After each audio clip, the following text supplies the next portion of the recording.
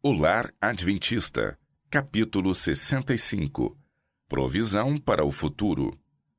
Economia ou imprevidência. O irmão e a irmã não aprenderam a lição da economia.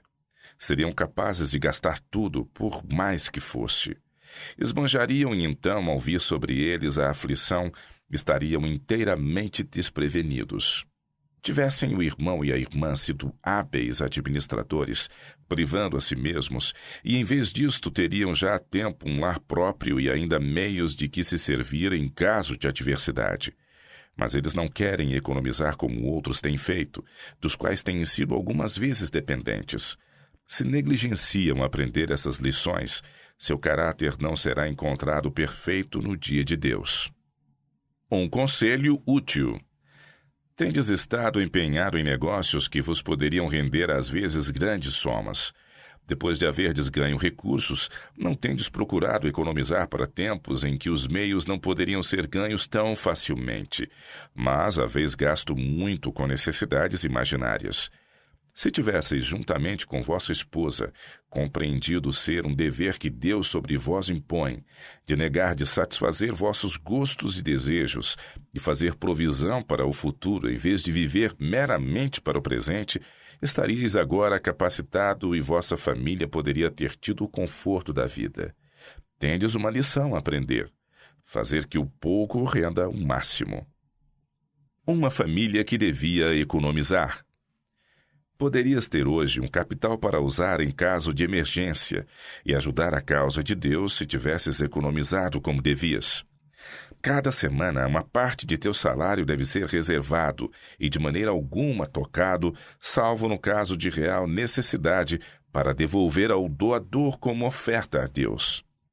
Os recursos que tens conseguido não têm sido sábia e economicamente gastos, de maneira a deixar margem para, no caso de vires a ficar doente, não ficar tua família privada dos meios que trazes para o teu sustento.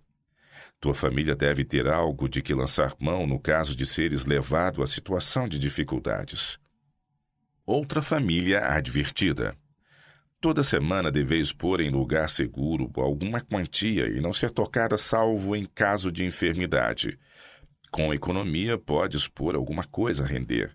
Manejando com sabedoria, podes economizar alguma coisa depois de haveres pago as contas. Conheci uma família que ganhava uma elevada soma semanal e gastava até o último centavo.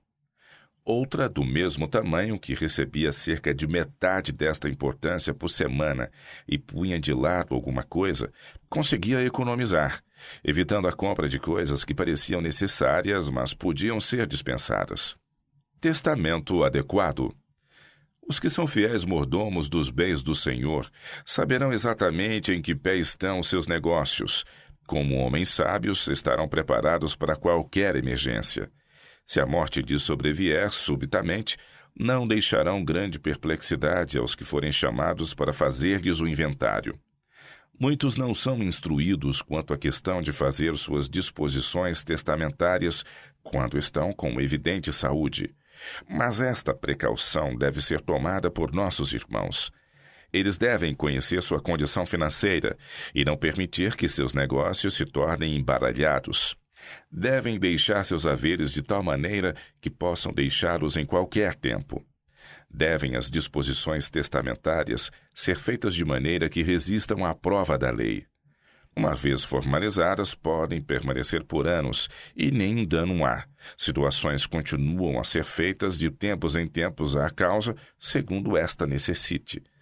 A morte não sobrevirá nem um dia mais cedo, irmãos, pelo fato de haver desfeito o vosso testamento. Na disposição de vossos bens a vossos parentes, estais certos de que não haveis esquecido a causa de Deus. Sois seus agentes, que lhe manejais a propriedade, e seus reclamos devem ser vossa primeira consideração. Vossa esposa e filhos, é claro, não devem ser deixados sem nada. Deve fazer-se provisão em seu favor, se são necessitados, mas não façais simplesmente porque é costume uma longa lista de parentes que não são necessitados. Lembrar a causa de Deus enquanto há vida. Ninguém pense que satisfará o padrão de Cristo com acumular propriedade durante a vida e então fazer, por ocasião da morte, doação de uma parte a alguma instituição beneficente. Alguns, egoisticamente, retêm seus meios durante a vida, esperando reparar sua negligência pelo lembrar-se da causa em seu testamento. Mas nem pela metade os meios assim outorgados beneficiam o objeto especificado.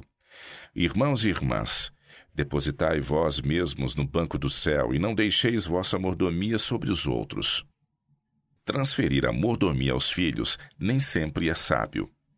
Devem os pais ter grande temor de confiar aos filhos os talentos de bens que Deus dispôs nas mãos, a menos que tenha a absoluta certeza de que seus filhos têm maior interesse, amor e devoção pela causa de Deus do que eles mesmos, e que esses filhos serão mais fervorosos e zelosos em promover a obra de Deus e mais benevolentes em fazer prosperar os vários empreendimentos relacionados com ela que necessitam de recursos.